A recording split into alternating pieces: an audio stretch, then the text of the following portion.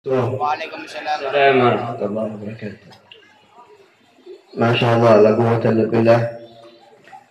رب اشرح لي صدري ويسر لي أمري واحلل عقدة من لساني يفقه قولي. الحمد لله والصلاة والسلام الأتمان الأكملان على سيدنا مولانا محمد اللهم صل عليه. وعلى آله وصحبه وسلم. سبحانك لا علم لنا إلا ما علمتنا إنك أنت العليم الحكيم. Beliau mengawali dengan mengucapkan salam dan dilanjut dengan hamdalah kepada Allah Subhanahu wa taala yang tidaklah ada kekuatan dan daya kecuali dari Allah, dan beliau juga mengucapkan hamdalah untuk kita semua. Dan begitu juga beliau bersalawat serta salam kepada junjungan Nabi Muhammad SAW.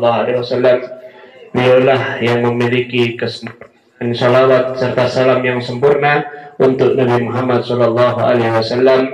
Dan beliau juga menyebutkan dalam Al-Quran, tidaklah zat yang maha suci Allah Subhanahu wa ta'ala, tidaklah yang dapat mengetahui kecuali hanya Allah Subhanahu wa ta'ala.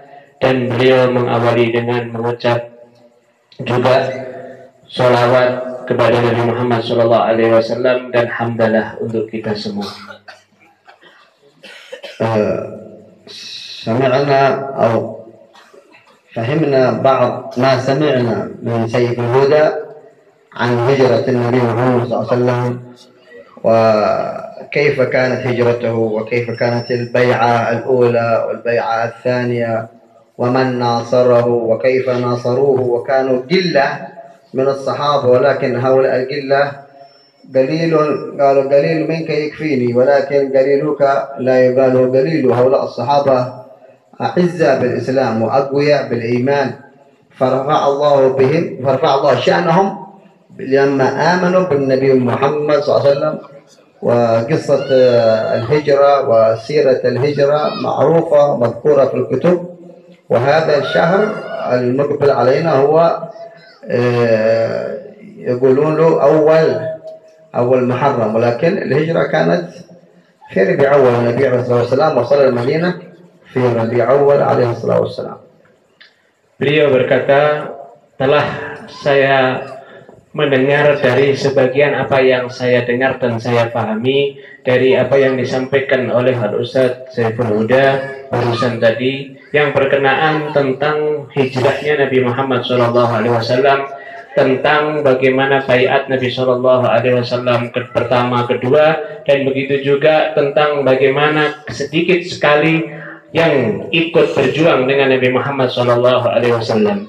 Dan beliau juga menyebutkan bahwasanya ini adalah bulan yang mana sebentar lagi akan masuk daripada bulan hijrah Nabi Muhammad SAW, yaitu bulan awal Muharram. Akan tetapi sebenarnya hijrahnya Nabi Muhammad SAW itu bukanlah di bulan Muharram, tapi di bulan Rabiul Awal, yang mana beliau juga sampai di Madinah sana di bulan Rabiul Awal. ذكروا العلماء أهل التفاسير أنهم كانوا يورخون التواريخ، كان بنزول آدم أول من الجنة، ثم أرخوا التواريخ بطوفان نوح، ثم أرخوا التواريخ ببناء إبراهيم للكعبة، ثم أرخوا التواريخ بالتيه الذي حصل لبني إسرائيل مع موسى، ثم أرخوا التواريخ بميلاد عيسى، ثم أرخوا التواريخ بحادثة الفيل، ثم الإسلام أرخ التاريخ بهجرة النبي محمد صلى الله عليه وسلم.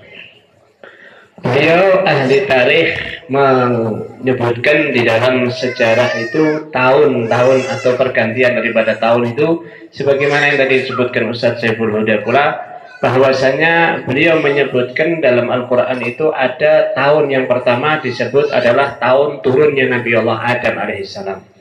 Yang kedua tahun datangnya angin tofan dari kapal Nabi Allah Nuh.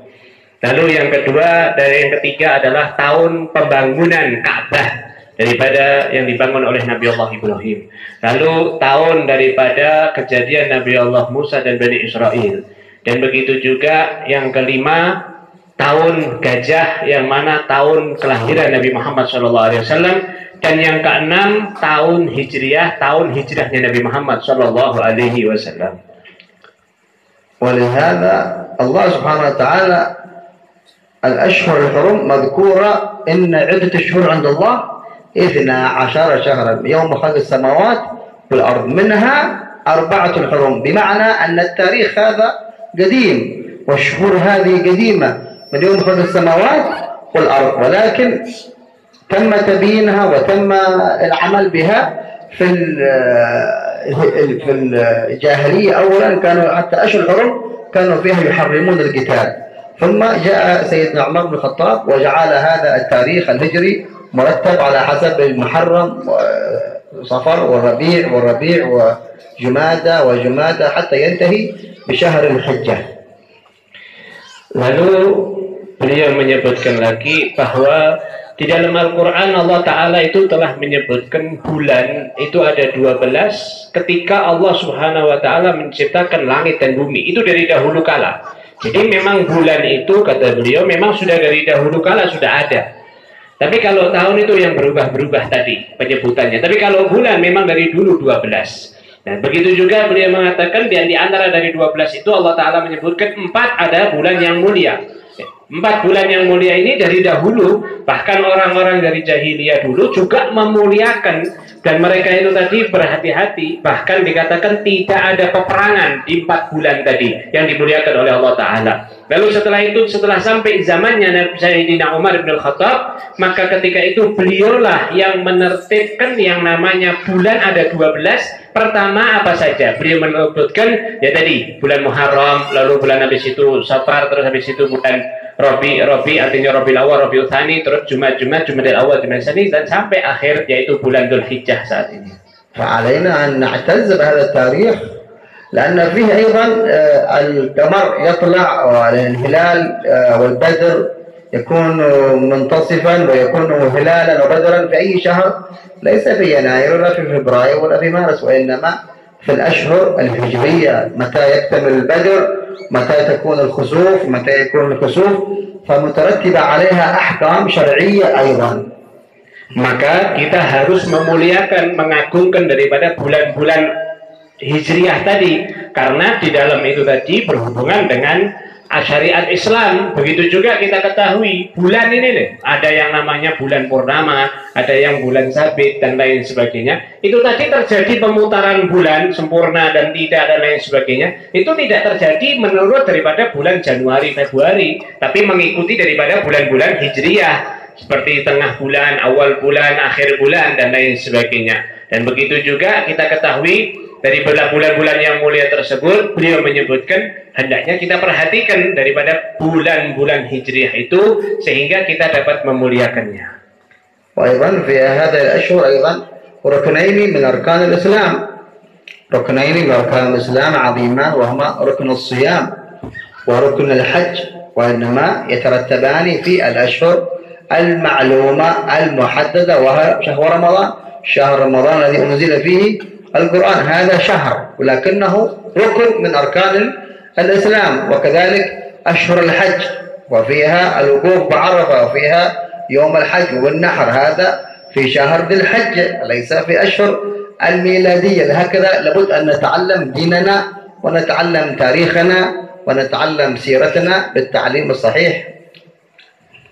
Beliau juga menyebutkan adanya khusuf ya, gerhana bulan, gerhana matahari itu juga terjadi karena adanya ikutnya bulannya itu bulan hijriyah, bukan bulan miladi, bulan Arab, bukan bulan Januari Februari. Begitu juga kita ketahui dari bulan-bulan tadi ada 2 rukun Islam yang besar, yaitu rukun Islam yang pertama adalah puasa, rukun Islam yang kedua adalah haji. 2 rukun ini berhubungan dengan bulan, yang mana bulannya itu bukan mengikuti Januari Februari, tapi ngikut daripada bulan hijriyah, yaitu Ramadan. Di bulan Ramadan puasa, fardu puasa dan haji di bulan-bulan haji. Kita ketahui memang Ramadan itu adalah bulan, tapi di dalamnya ada perintah dari Allah untuk puasa wajib, yang mana itu termasuk rukun Islam yang 5 tadi. Salah satunya yaitu haji, dan salah satunya lagi adalah puasa. Dan begitu juga bulan haji, adanya di bulan Dzulhijjah, wukuf di bulan Dzulhijjah dan lain sebagainya di bulan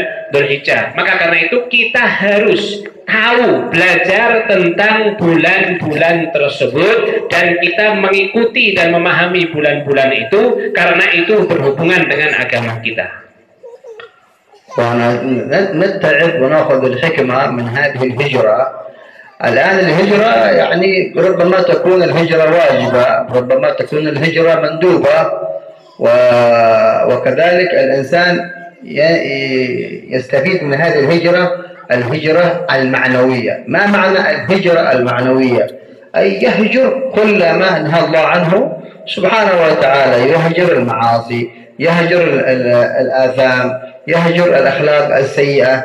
هذا هجرة، لكنها هجرة معنوية، ليس تحرك من بلد إلى بلد، وإنما يعني يعنى بنفسه ويأخذ نفسه عن الأشياء التي حرمها الله سبحانه وتعالى، ويجدد توبة مع الله سبحانه وتعالى، وخصوصا في آخر العام هذا يكون إن شاء الله تجديد توبة مع الله سبحانه وتعالى، أن يهجر كل ما نهى الله عنه إذا كان مقصرا في بعض الأمور الواجبات من صلاة ومن بر والدين ومن بعض الطاعات. إذا رأى نفسه السنة الماضية مقصرا، فعليه في السنة المقبلة أن يشمر. ربما الأعمار تجري ولا ندري، قال بالمكتوب الواحد ما يدري متى يموت، متى كلنا أنك ميت وإنهم ميتون. Beliau juga mengatakan, kita ya mengetahui sejarah Nabi Shallallahu Alaihi Wasallam, kita ini mengambil daripada hikmah dari sejarah hijrah tersebut. Terkadang mungkin ada hijrah itu wajib dan hijrah itu juga sunnah. Nah, di sini kita ambil hendaknya kita hijrah secara maknawi. Apa itu secara hijrah secara maknawi? Artinya beliau mengatakan kita hijrah dari hal-hal yang mana dilarang oleh Allah Subhanahu wa Ta'ala. Kita hijrah dari hal-hal yang mana tidak disukai oleh Allah, tidak diridhoi oleh Allah, dari segala perbuatan yang diharamkan oleh Allah. Kita hijrah, kita jauhi daripada perbuatan-perbuatan tersebut, sehingga kita kembali lagi berjalan di jalan yang benar. Dan hendaknya kita memahami bahwa di akhir tahun nanti, di bulan ini, di akhir tahun nanti, kita harus perhatikan apa saja sih kekurangan kita, apa saja sih yang belum kita lakukan dahulu daripada yang wajib dan yang sunnah, dan apa saja sih yang kita lakukan daripada yang haram dan yang makruh, maka kita jauhi nanti di bulan Muharram. Di awal tahun nanti kita mulai bertobat, mulai berbuat baik, kita bertobat dengan sebenar-benar tobat kepada Allah Ta'ala. Yang sudah kita lakukan dari yang haram, kita jauhi pelan-pelan, kita jauhi semuanya, dan segala sesuatu yang kita belum laksanakan dari perintah Allah yang wajib, kita mulai bertobat kepada Allah, kita laksanakan pelan-pelan, kita lakukan pelan-pelan. Itu fungsinya daripada ambil hikmah di hijrahnya Nabi Muhammad SAW di bulan hijrah nanti. يكفي خلاص نوم وتعبون خلاص كلنا ذلك الرجل الكل يرى ينتظر الساعة كم ساعة نكمل أو نختم.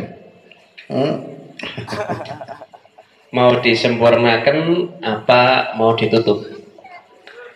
Lanjut. خلاص دليل قال لك الشاعر اغتنام الوقت. الله في اغتنام الوقت، أن الوقت يمضي.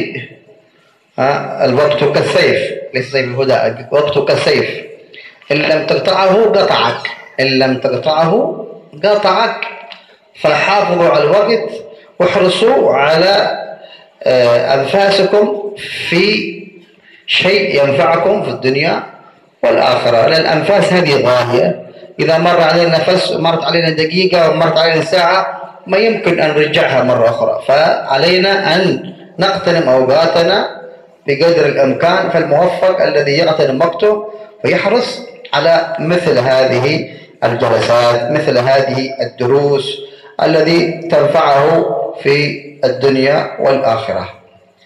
Beliau menyebutkan hendaknya kita mengetahui kita semua itu nanti akan meninggal dunia dan kita tahu kalau kita akan mati, kata beliau. Dan beliau mengatakan lagi bahwasanya ditutup sama beliau di akhir, kita harus memperhatikan waktu kita, memperhatikan segala tertib daripada keseharian kita. Karena beliau mengatakan waktu itu bagaikan pedang, ya, seperti namanya Ustaz Saiful Huda ini, ya, pedang. Kalau tidak engkau menggunakan pedang itu dengan baik, artinya waktu itu tadi dengan baik, maka engkau akan malah terkena daripada pedang tersebut, atau sia-sia waktumu, engkau akan menyesal daripada perbuatan. Karena setiap dari diri kita itu tadi memiliki waktu, memiliki daripada setiap nafas. Setiap nafas kita itu adalah harganya mahal sekali. Sehari kita lewat, sedetik kita lewat, semenit kita lewat, kalau tidak mengamalkan apa-apa, maka eman-eman, kata beliau, tidak ada gunanya. Maka karena itu perhatikan waktu kita jangan sampai terbuang sia-sia. Harus kita perhatikan dari awal sampai akhir, kita harus ngerti, dan hendaknya kita perhatikannya tentang amalan-amalan yang bermanfaat untuk akhirat kita kelak, untuk amalan-amalan yang bisa menjadikan kita ini termasuk orang-orang yang beruntung di dunia dan khususnya nanti beruntung di akhirat. ومن يقول إني صغير أصبر حتى أطيع الله حين أكبر فذاك قد غره إبليس وقلبه مقفل مطموس. Dan siapa yang mengatakan, oh saya masih kecil, nanti saja kalau besar, maka sesungguhnya orang tersebut adalah orang yang sudah tertipu dengan tipu daya setan dan hatinya telah ditutup oleh Allah Subhanahu wa Ta'ala. نسأل الله سبحانه وتعالى كما جمعنا أن ينفعنا، والله سبحانه وتعالى أن يجعله حجة لنا لا حجة علينا، ويحفظنا في أيامنا المقبلة الباقية، ويجعلنا الله سبحانه وتعالى من عباده الصالحين ومن عباده المؤمنين، يثبت إيماننا ويقوي إسلامنا ويصلح شاننا ويصلح أهلنا وأولادنا، ويبارك في الجميع الحاضرين والحاضرات وكل من حضر وكل من شارك وكل من ساهم في نجاح هذا المجلس وفي هذه المجالس. نسأل الله سبحانه وتعالى أن يبارك في الجميع ويحفظ الجميع بحق الشفيع محمد صلى الله عليه وسلم، وصلى الله وسلم على سيدنا محمد وعلى آله وصحبه وسلم، والحمد لله رب العالمين.